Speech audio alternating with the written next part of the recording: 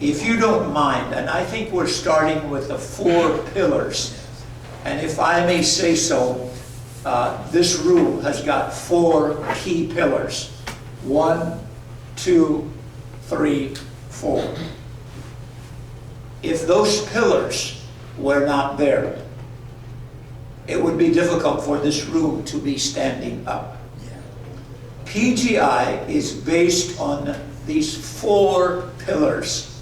Doesn't mean it's the only one, because 4 pillars by itself does not make a house. So there has to be a wall, there has to be other things in it, but we start out with the 4.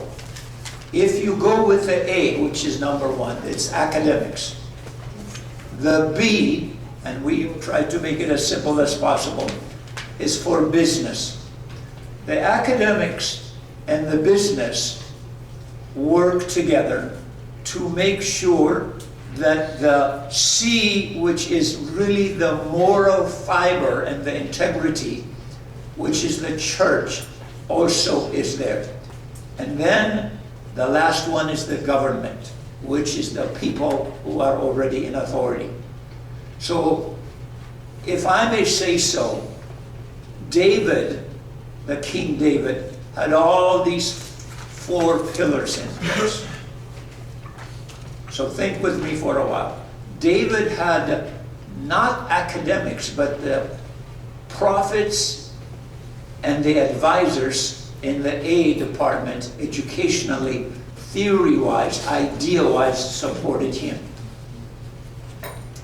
And he had the business world, or the economy, where they were conquering nations and bringing in money, where nations were coming and bringing gifts to him. So he had the business and the economic section as well.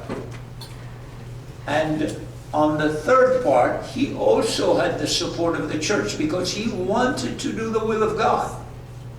He even wanted to build a temple. God said, you will not build it, but he prepared for it. So he supported the church work. And of course, politically, being the person who was in charge, he made sure that policies and procedures were placed in the right order for the kingdom of Israel to be established. Now, let me show you the opposite, just for the fun of it. Okay? If you take Ahab, and everybody knows Ahab, yes, everybody knows Ahab. Ahab is the king of Israel. But Ahab had his wife Jezebel. And if you look at the academic or the philosophical support, there were over 400 Baal worship prophets that were advising him. There were another 450 of another prophet that were other god that were supporting him. And his wife, Jezebel, was a very key part of that. Economically, in the B, they were doing okay. Actually, the kingdom of under him was doing all right. But he really did not have as much as David, if you look at it. And then the church department, there was no support there, because he was persecuting the church. Elijah had to hide from him. Prophets like Micah had to hide from him. He was not allowing them. Politically, and with the leaders, Jezebel really did the whole thing. When he wanted the Naboth vineyard, she said, don't worry about it. I'll get it for you. How did she do it? All she had to do was write a letter and say, put Naboth up and bring scoundrels to witness against him, and he will be dead the next day. And she told her husband, get up, go take possession. So if you compare these two,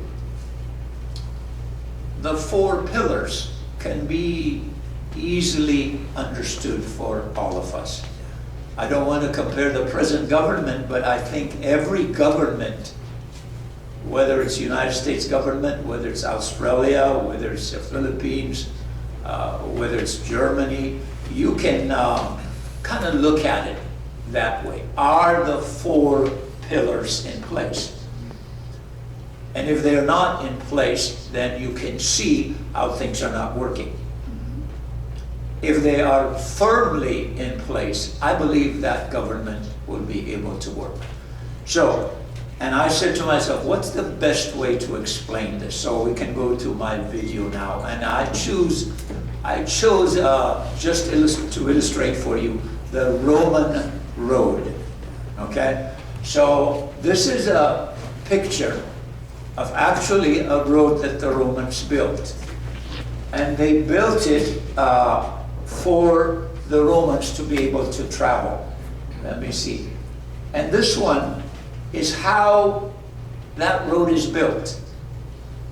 And A, B, C, D, E, F, G, all of it is built from different material. Let me show you just for the fun of it. Here is the description of how they built the road.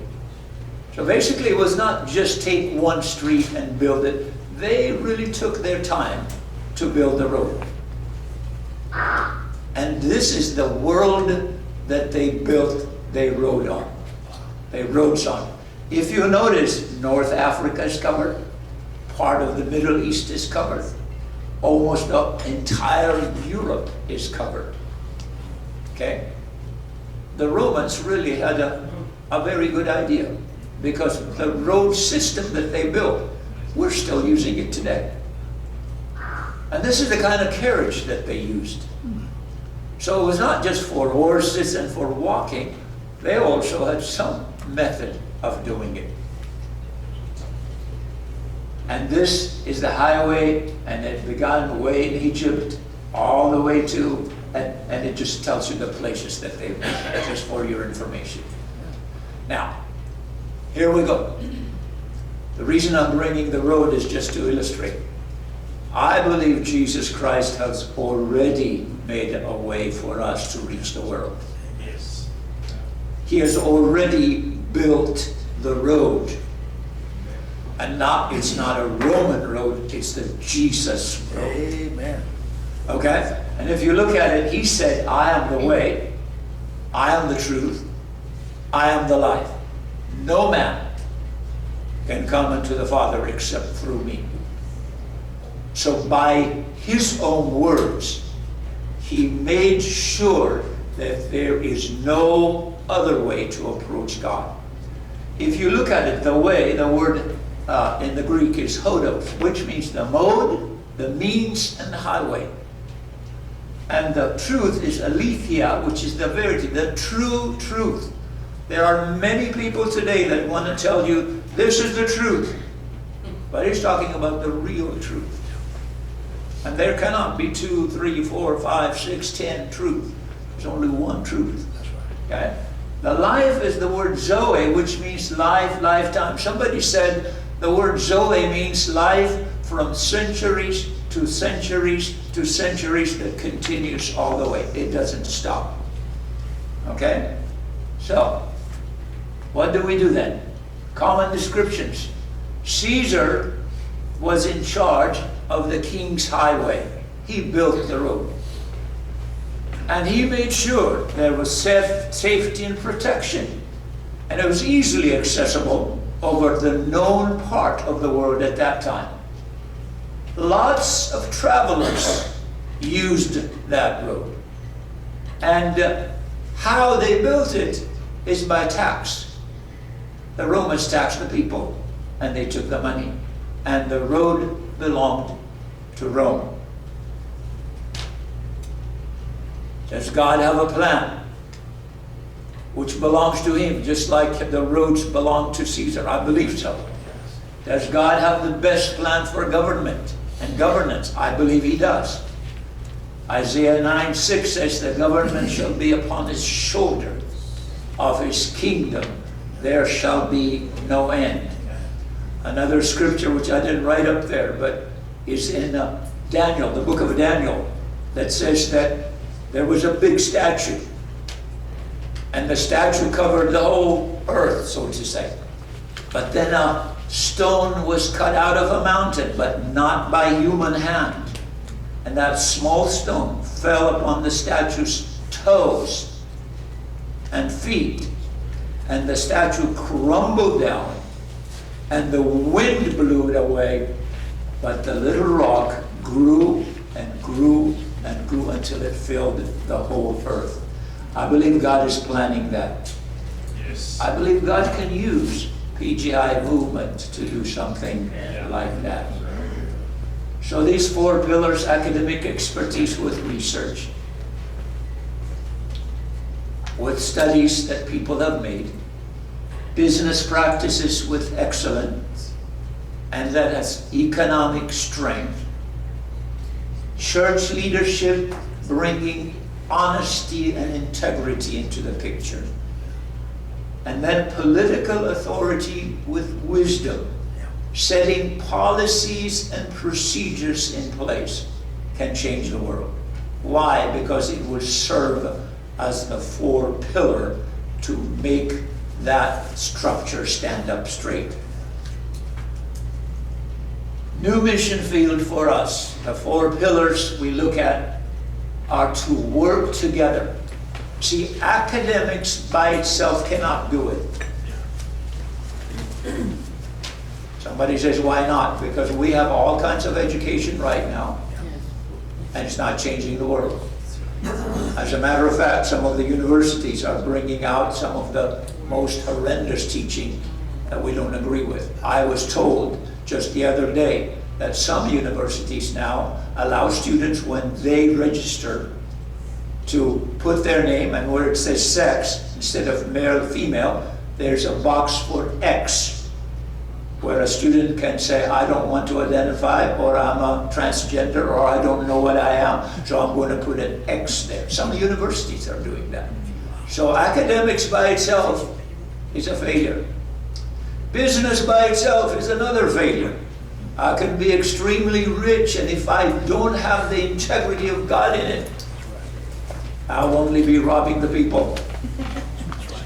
Okay? Church leadership by itself, with ignoring the others, also doesn't work. We're part of the world. We're the salt of the earth. And for many years, the church has closed itself in the 4 walls and forgotten the outside world. So we need to be out there, rubbing shoulders, talking, exchanging ideas with the academics, with the business, and the politicians. Politics by itself, authoritarian government, doesn't work either, because you cannot legislate morality. Okay? So what do we do? Well, I'm glad you're asking this question. These are the past methods. For the past 500 years at least, outreaches have gone to the poor, to the sick, the unfortunate ones of the world. And there's nothing wrong with that. We are not saying stop that. No, we are not. Okay? Funds were raised for the hungry, the sick, and it continues to be raised. Whenever there's an earthquake, where there's a famine, wherever there's an accident, a hurricane, all of us have participated in that. And we're not saying stop that. But mostly, this is the past. And then the missionaries were sent, forsake all, go to Africa, go to Asia, where the people have nothing, and serve for the rest of your life. Again, we are not knocking that. But no emphasis, no direct approach, no missionary work said, let's get the rich and the politically influential, the people that are in authority, how do we reach them? No strategy has been developed for that.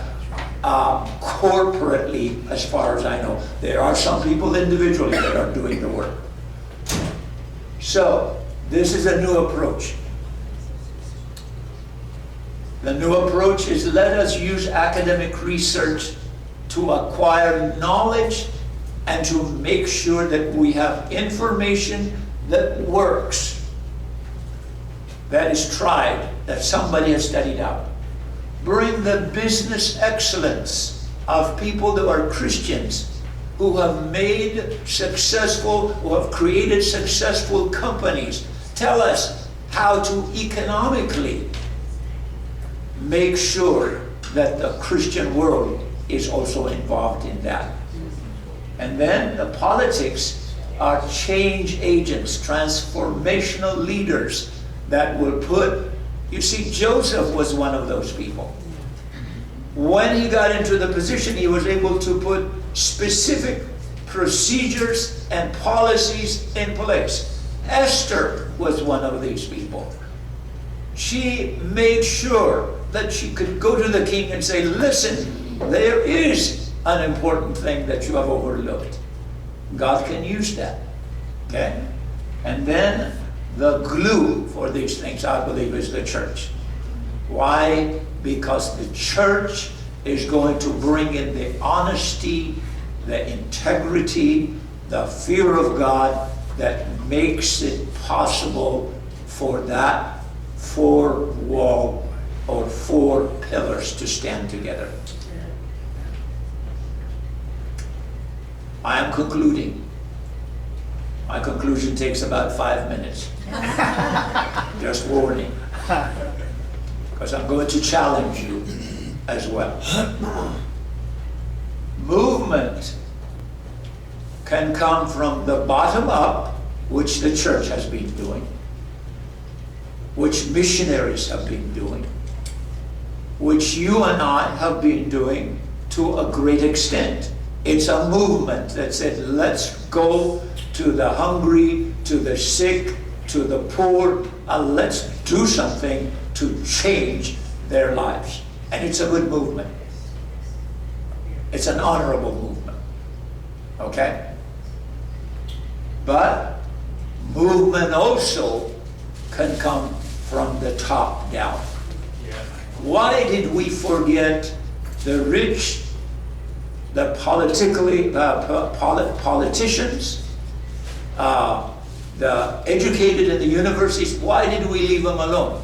One reason, because they did not have a need. A poor person, you can see his need real quickly. And when you bring food, when you bring clothes, blankets, he's going to say, welcome. The rich, you cannot reach them that way. So how do you do it? Very good question. Out of our conversation, I believe God will give us strategy. But I believe they are just as much in need. I think Brother Sean was mentioning, I mentioned the down and out, he mentioned the up and out. There are those people who are rich, but are strung out on drugs. There are those business people who have millions of dollars, but they are miserable inside. They don't have any hope in them. Their money is not buying them happiness. Looks like it is, but it is not.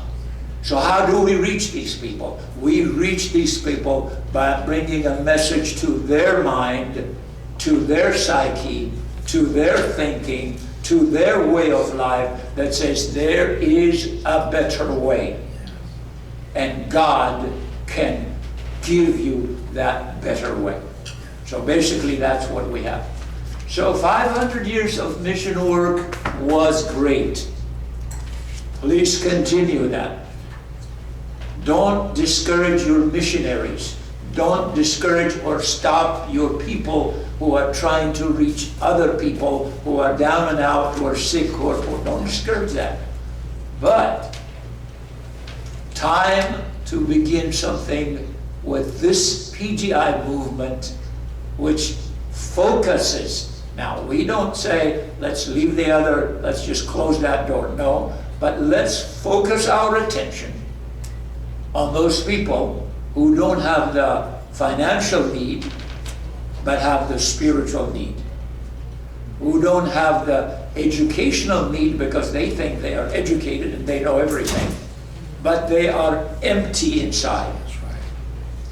Who are politicians in position, but they don't really know what to do, and they have to enforce laws and policies and procedures that do not serve the purpose of God. How do we make sure that they do? All of us here hold dual position. You may be an academician, but in addition to academics, you are a Christian. That's right. You may be a business person, but in addition to that, you are a Christian. You may be in politics or in place of leadership in your nation, but in addition to that, you are a Christian. So you have dual role already. How do we combine those two to make a difference? I think people like Joseph did that. They were not afraid, and they were true to what they believed. And they made sure that what God wanted was taking place in their lives. That's what this meeting is all about. We really want to be excited about it because I believe God can use us. And the call to action is for all of us. What can we do? It's not going, could you go to the next one? All right, technical issue, but just if you press down, it should go, right? All right, no problem. I've got one in here. I brought mine in case you can't. So here is the final point that I want to share with you. And I'm on time. I'm keeping my time. TED Talk. All right. For all of us, we have to have a plan of action. I have 4 things that I put down, and I'm sorry you can't see it, but number 1, and I'll read it on mine. Number 1 is we will have to listen to each other respectfully. Next one after that. Got stuck. That's okay. Respectfully, we have to listen because you have ideas that will add to my idea, or another brother or sister might have an idea that adds to your idea. So we have to listen to each other respectfully. Number 2, we will have an opportunity to make sure that the ideas work. We're not just going to accept the idea just because I say so. I want you to examine it. I want you to look at it. I want you to evaluate it. I want you to be able to say, listen, this can work. And sometimes it is possible it might work in theory, but not in practice. So we need to be able to kind of have a discussion moment. By the way, we invite you after you go home, if you see something, if God reveals something to you about what you heard that may enhance it or hinder it, please be sure to send us an email and say, by the way, I thought this and that about this one and that. And then the last one that I want to leave with you is that we want to make sure and focus on transforming our society. Our society needs to be transformed. The way things are going is not right. You know it and I know it. Okay? God needs to change our world. And the Bible says that the gospel shall be preached unto all nations. By the way, that word is all ethnos, all ethnic groups. And then the end shall come. So I believe this movement can be part of that to make a lasting, powerful change in our world. And may God help us to accomplish that. And thank you very much. God bless you.